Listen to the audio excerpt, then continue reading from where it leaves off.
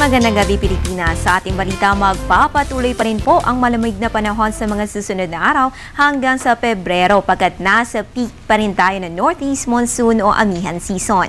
Kaugnay nito, makaranas po ang Eastern Visayas na mahihinang pagulan habang ang nalalabing bahagi ng Visayas, ang buong Luzon, kabila na ang Metro Manila ay makaranas naman na magandang panahon na may tsansa ng isolated light rains. Samantala, ang buong Mindanao ay makaranas po ng fair weather na may tsansa ng localized thunderstorms pagsapit ng hapon o gabi.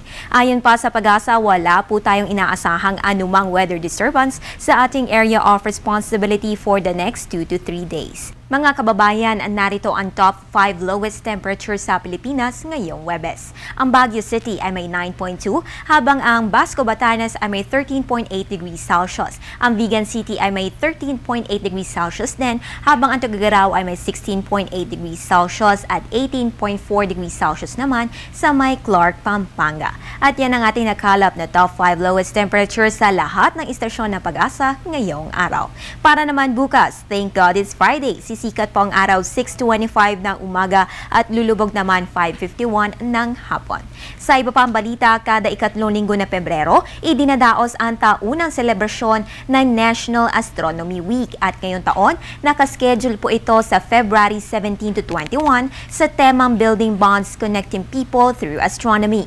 Kabilang sa programa inihanda ng Pag-asa Space Sciences and Astronomy Section ang 2014 Star Party Contest. Public at private high school science clubs ang magtatagisan ng galing sa larangan ng astronomiya. First come, first serve basis ang pagsali sa Star Party Contest ng Pag-asa. Kaya para sa mga interesadong sumali at manalo, bisitahin lamang ang website na www.pagasa.dost.gov.ph.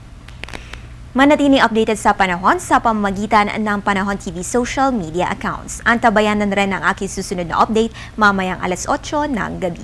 At yan ang latest mula dito sa Pag-asa DOST. Ako po ang inyong weather girl April Enario para sa Telebisyon ng Bayan.